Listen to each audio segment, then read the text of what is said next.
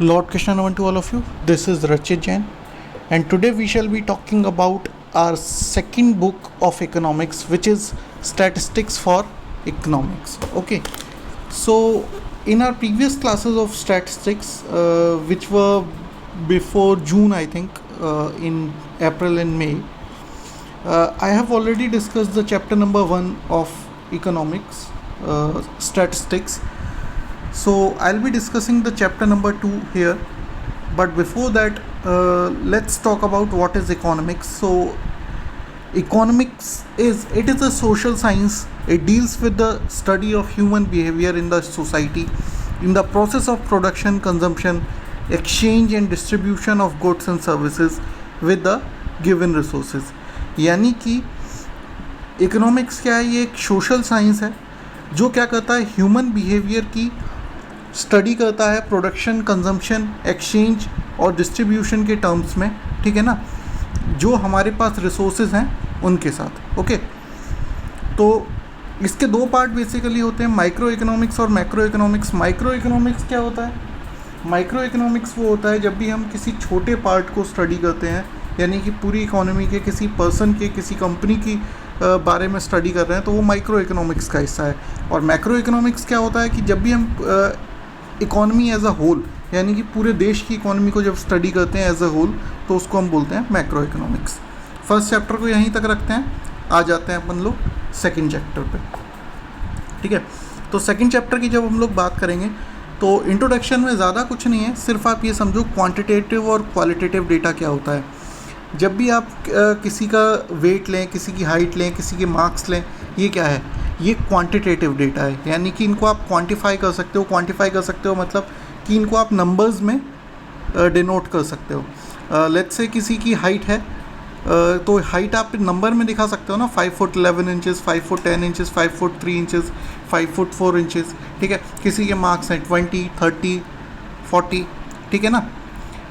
एक सेकंड होता है, ये दो तरह के डेटा होते हैं. पहला तो हुआ क्वांटिटेटिव डेटा, दूसरा हुआ आपका क्वालिटेटिव डेटा.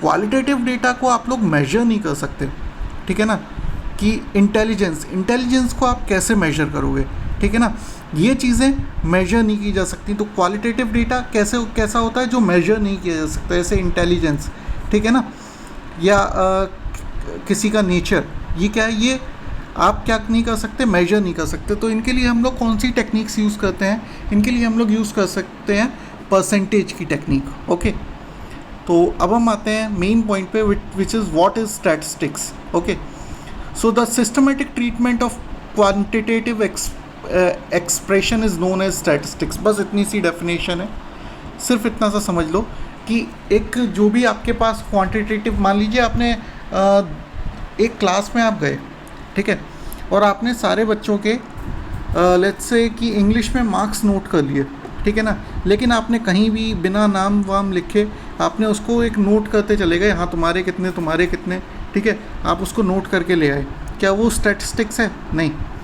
स्टैटिस्टिक्स कब होगा? जब आपने सारे बच्चों के नाम पूछे, मिस्टर एक्स, मिस्टर वाई जो भी हैं, वहाँ पे आपने सारे बच्चों के नाम पूछे, ठीक है, और उसके बाद उनकी सारी चीज़ों को एक उनकी टेबल बनाई, क्लास 7th या क्लास 10th या क्लास 11th की टेबल बनाई, ठीक है, और उसको सही से लिखा. वो क्या हुआ? स्टैटिस्टिक्स.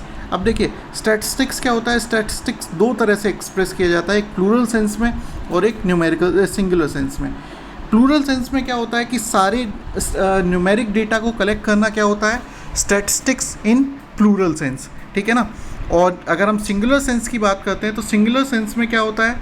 स्टैटिस्टिक्स ये होता है जब भी हम डेटा को ऑर्गेनाइज करते हैं सही से, वो क्या हुआ? स्टैटिस्टिक्स सिंगुलर सेंस में, ठीक है ना. तो अगर हम प्लूरल सेंस में देखते हैं स्टैटिस्टिक्स क्या होता है, तो सबसे पहले इसके पॉइंट्स हैं कि statistics are aggregates of facts. यानी कि स्टैटिस्टिक्स क्या है प्लूरल सेंस में? एग्रीगेट ऑफ फैक्ट्स है. कैसे है कि अगर हम देखें pocket expenses of Anil during a month is 50 is not statistics, but pocket expenses of Anil, Prakash, Sunil and Suresh during a month are 50, 55, 80, 70 respectively. देखिए क्या हुआ है इसका मतलब, आप किसी एक व्यक्ति की बात करें, किसी एक व्यक्ति के मार्क्स की बात करें, वहाँ कोई स्टैटिस्टिक्स का मतलब नहीं है, क्योंकि एक ही व्यक्ति है, आप उसको आराम से ऑर्गेनाइज कर सकते हैं. लेकिन अगर आप वही बात करते हैं कि एक से ज़्यादा व्यक्तियों के बारे में, ठीक है ना। तो क्या हुआ, वहाँ पे उसको ऑर्गेनाइजेशन की भी ज़रूरत है, ये सारी चीज़ें ऑर्गेनाइज करनी पड़ेंगी, सही से सिस्टमेटिकली लगानी पड़ेंगी।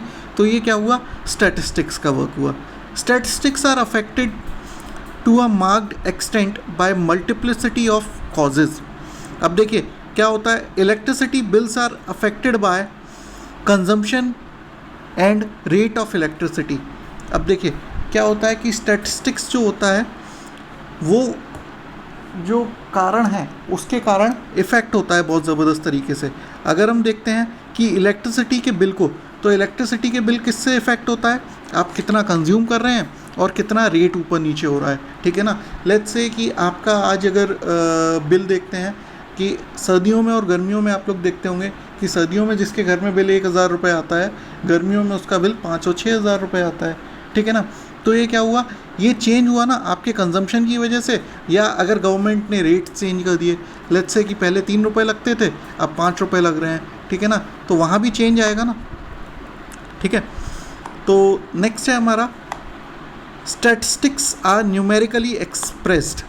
अब देखिए स्टैटिस्टिक्स, ये मैंने आपको पहले से ही बता दिया कि स्टैटिस्टिक्स का काम सारा कहाँ आता है, जहाँ भी चीज़ों को हमें न्यूमेरिकली एक्सप्रेस करना पड़े, ठीक है ना। अगर हम देखें कि स्टैटिस्टिक्स को अगर हम देखते हैं कि 40 students got first division, 30 students got second division and 20 students got third division and 10 failed out of 100 students, ठीक है ना। तो ये क्या हुआ, ये क्या है, ये एक अगर आप देखें सिस्टमेटिकली और न्यूमेरिकली सारा कुछ एक्सप्रेस किया गया ना यहाँ पे। नेक्स्ट, स्टैटिस्टिक्स आर इन्यूमरेटेड और estimated according to the reasonable standard of accuracy.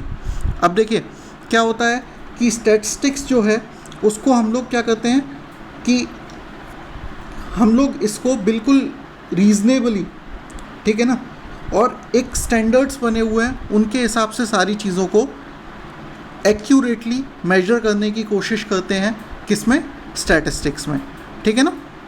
तो नेक्स्ट पॉइंट है हमारा statistics are collected in a systematic manner. देखिए क्या होता है कि जैसे मैंने आपको एक क्लास का एग्जांपल दिया था, ठीक है, तो यहाँ पे इससे समझते हैं कि अगर क्लास में आपने पहले रोल नंबर 1 का डेटा ले लिया, फिर रोल नंबर 20 का ले लिया, फिर रोल नंबर 3 का ले लिया, तो ये क्या हुआ, ये क्या सिस्टमेटिक कलेक्शन है डेटा का, नहीं। तो स्टैटिस्टिक्स में क्या होता है कि आप मान लीजिए कि आप इस तरह से कलेक्ट कर भी लाए, लेकिन अगर आपने सारे बच्चों के रोल नंबर आगे लिख रखे हैं कि हाँ ये रोल नंबर 20 है, रोल नंबर 30 है, ठीक है ना, तो फिर क्या होगा, सबसे पहले उसको हम अरेंज करेंगे उस डेटा को रोल नंबर वाइज, ठीक है ना, वो क्या हुआ, स्टैटिस्टिक्स, ठीक है। Statistics are collected for a predetermined purpose, ठीक है। अगर हम देखते हैं कि अगर हमारी कंट्री सेंसस करवाती है, यानी कि जो एक जनगणना करवाती है, ठीक है ना, तो जनगणना जब करवाती है, पॉपुलेशन सेंसस जो होता है, तो वो क्यों होता है, एक उसका प्री डिफाइंड पर्पज़ है ना कि पूरी हमें कंट्री की पॉपुलेशन पता लगानी है, ताकि हम उनके लिए सारी जो भी मतलब योजनाएं हैं हमारी, या जो इकोनॉमिक प्लानिंग है वो सब कुछ कर सकें उसी को देखते हुए, ठीक है ना। तो एक पर्पज़ है ना, ऐसा तो नहीं है ना किसी भी क्लास में जाके आप उसके नंबर पूछने लगोगे बिना किसी पर्पज़ के, नहीं ना। Next, statistics are placed in relation to each other. अब देखिए क्या होता है कि स्टैटिस्टिक्स जो होते हैं वो एक दूसरे से रिलेशन में, यानी कि जो डेटाज होते हैं वो 2 से ज़्यादा चीज़ों को कनेक्ट करते हैं आपस में, ठीक है। अगर हम बात करते हैं कैसे कनेक्ट करते हैं वो भी यहाँ पे समझ लेते हैं कि जब भी हम लोग बात करें कि स्टैटिस्टिक्स किस लिए कलेक्ट किया जाता है, ये डेटा, ये कंपैरिजन के लिए किया जाता है। अगर आप लेट्स से कि किसी बच्चे की अगर आप मार्कशीट तैयार कर रहे हैं, ठीक है, तो उसमें क्या करेंगे, हिंदी के मार्क्स, इंग्लिश के मार्क्स और जितने भी सब्जेक्ट के वहाँ पे मार्क्स लिखेंगे। तो वो मार्क्स क्यों लिखे जा रहे हैं, वहाँ पे एक कंपैरिजन करना चाह रहे हो ना आप कि हिंदी में इतने आए, इंग्लिश में इतने आए, तो इंग्लिश में कम क्यों आए, ठीक है। ये चीज़ है ना, कंपैरिजन के लिए किया जाता है ना, रिलेशन बिठाने के लिए एक दूसरे से, ठीक है। या आपने 10 बच्चों के इंग्लिश के मार्क्स कलेक्ट किए तो क्या हुआ, एक दूसरे से कंपेयर करने के लिए ही तो किए ना, ठीक है। नेक्स्ट आपको यहाँ पे एक टेबल दी गई है, आप लोग देख सकते हैं कि 2 स्कूल्स में जो स्टूडेंट्स हैं, ठीक है, 2015-16 में, तो उनका डेटा सारा कुछ दिया हुआ है, वो आप लोग इजीली देख सकते हैं, इसमें कुछ समझाने लायक चीज़ नहीं है, ठीक है ना। यहाँ क्या हुआ है, यहाँ पे नंबर और परसेंटेज, यहाँ पे क्या हुआ है, यहाँ पे अगर आप देखते हैं कि नंबर्स में क्या दिया हुआ है, नंबर्स में आपको फिगर्स दिए हुए हैं और परसेंटेज में आपको क्वालिटेटिव, यानी कि नंबर्स जो हैं वो क्वांटिटेटिव मेजर्स हैं और जो फिगर जो आपको परसेंटेज दी गई हैं ये क्या है, क्वालिटेटिव मेजर्स हैं। ठीक है, नेक्स्ट हम लोग बात करेंगे सिंगुलर सेंस। अगर हम लोग बात करते हैं कि सिंगुलर सेंस में स्टैटिस्टिक्स क्या होता है, तो ओके सो जब भी हम लोग बात करते हैं कि स्टैटिस्टिक्स इन सिंगुलर सेंस, तो इसमें हम लोग बात करते हैं कि स्टैटिस्टिक्स को जब भी हम लोग सिंगुलर सेंस में देखेंगे तो हम लोग देखेंगे कि डेटा को कलेक्ट करना, ऑर्गेनाइज करना, ये सारी चीज़ें किसका हिस्सा हैं, ये सारी चीज़ें हिस्सा हैं सिंगुलर सेंस का। अगर आप देखें क्वांटिटेटिव मेजर्स जो थे वो प्लूरल सेंस का हिस्सा थे और जो क्वालिटेटिव मेजर्स हैं वो किसका हिस्सा होंगे, सिंगुलर सेंस का। ठीक है ना। सबसे पहले अगर हम लोग बात करते हैं कलेक्शन ऑफ डेटा, ठीक है ना, तो सबसे पहले क्या किया आपने कि आप गए कहीं पे और आपने मैक्सिमम अमाउंट ऑफ डेटा वहाँ पे कलेक्ट कर लिया। ठीक है ना। Next organisation of data. अब क्या हुआ कि जो इन्वेस्टिगेटर था यानी कि जो आप थे, उन्होंने जो डेटा कलेक्ट किया है उसको क्या किया, हमने क्लासीफाई किया, टेबुलेट किया, यानी कि एक टेबल में उसको ऑर्गेनाइज कर दिया। Next is presentation of data. Presentation of data कैसे किया, उसको हमने लोगों को आसानी से समझ में आ जाए, एक बार देख के ही समझ में आ जाए, तो हमने उसको या तो टेबल के फॉर्म में या ग्राफ के फॉर्म में या एक डायग्राम के फॉर्म में, वेन डायग्राम वगैरह आपने देखे होंगे, पाई चार्ट वगैरह जो होते हैं, ठीक है, वो आपने जब देखे होंगे तो उनमें आप इजीली डेटा को समझ सकते हो। तो वो क्या हुआ, प्रेजेंटेशन ऑफ डेटा। ठीक है। प्रेजेंटेशन के बाद की फोर्थ स्टेज होती है हमारी एनालिसिस ऑफ डेटा। ठीक है। इसमें क्या किया कि जो भी डेटा आपको दिया गया है उसको एवरेज के रूप में, डिस्पर्जन के रूप में या कोरिलेशन के रूप में हमने उसको एनालाइज किया। ठीक है ना, कि उस डेटा की समरी क्या आ रही है हमारे पास। Next is interpretation of data. ठीक है। तो अगर हम इंटरप्रिटेशन की बात करते हैं कि उससे हमारा क्या क्या मतलब हल हो रहा है, ये डेटा हमारा सारा कुछ हमने कर लिया, हमने उसको कलेक्ट कर लिया, ऑर्गेनाइज कर लिया, प्रेजेंट कर लिया, एनालाइज कर लिया, तो उसके बाद हमें करना क्या है उस डेटा का, उस डेटा से आउटपुट क्या निकल रहा है, वो क्या हुआ, इंटरप्रिटेशन ऑफ डेटा। ठीक है ना। फंक्शंस ऑफ स्टैटिस्टिक्स की हम लोग बात करेंगे अपने नेक्स्ट वीडियो में। Thank you.